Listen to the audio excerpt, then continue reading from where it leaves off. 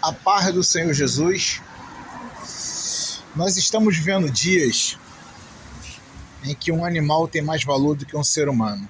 Tá vendo ali? Deixa eu abrir um pouco mais a... Ali, ó, tá vendo? Aquilo é uma vasilha que geralmente aquela família ali, Dona Fernanda, deixa ali comida e água para os cachorrinhos. Tem um cachorrinho de rua que perambula por aqui. E nós vemos muitas pessoas fazendo isso, colocando comida e água para um animal perdido, mas muitas dessas pessoas que têm coragem de se compadecer de um animal perdido, se vê um mendigo vindo em direção à sua porta, entra antes que o mendigo tenha a chance de lhe pedir um prato de comida. Infelizmente, muitos desses que fazem isso são cristãos. Não é o caso ali da Dona Fernanda. A Dona Fernanda, uma família dela maravilhosa. Toda vez que eu vi um morador de rua bater na porta dela, nunca saiu sem um alimento.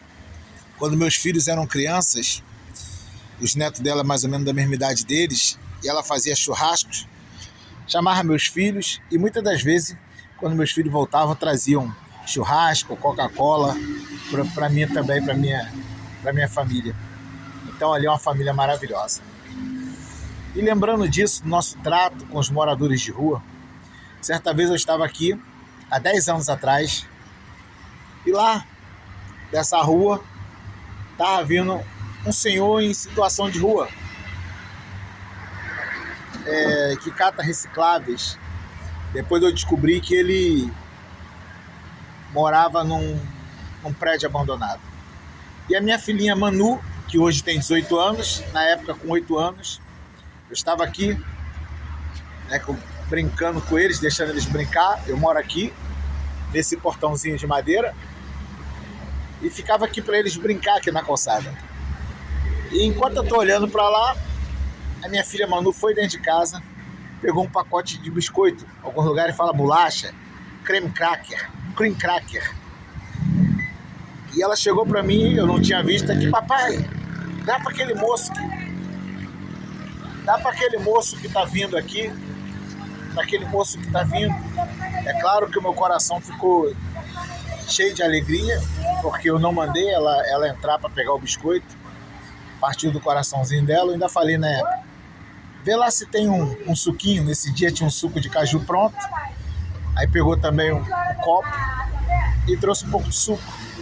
E quando aquele homem, ele foi se aproximando aqui daqui da minha casa, quando ele estava mais ou menos onde está esse quebra-mola, eu perguntei a ele se ele aceitava um biscoito e um refresco, e ele ficou muito feliz. E ele veio e aqui ficou comendo o seu biscoito e bebendo suco. Aí eu soube que o nome daquele homem era Jorge, um senhor de 70 anos. Aí que eu soube que ele morava num prédio abandonado aqui perto. E aquele senhor pegou uma certa amizade com a minha família. E sempre que passava aqui falava com a gente, falamos de Jesus para ele, claro. E passados-se mais ou menos 8 meses, eu estava indo para a cidade de Nova Iguaçu. Eu moro em Mesquita. Se continuar indo reto aqui, essa aqui é a chamada Via Light, ó. É uma via expressa, indo para lá, vai para Nova Iguaçu. E mais à frente tem um parque de diversões, agora está desativado. E tem um viaduto que atravessa para o outro lado da cidade. E um dia eu indo a Nova Iguaçu a pé, eu encontrei com esse senhor, o seu Jorge. E ele disse para mim, olha, eu agradeço a Deus pela sua vida. Você salvou a minha vida. Eu falei, eu salvei a sua vida, seu Jorge? Como? Aí ele me lembrou, lembra no dia que a gente se conheceu, que você me deu aquele pacote de biscoito? Lembra, seu Jorge? Então, naquele dia eu estava decidido a me jogar de cima desse viaduto. Aí ele apontou pro viaduto, que eu estava passando embaixo.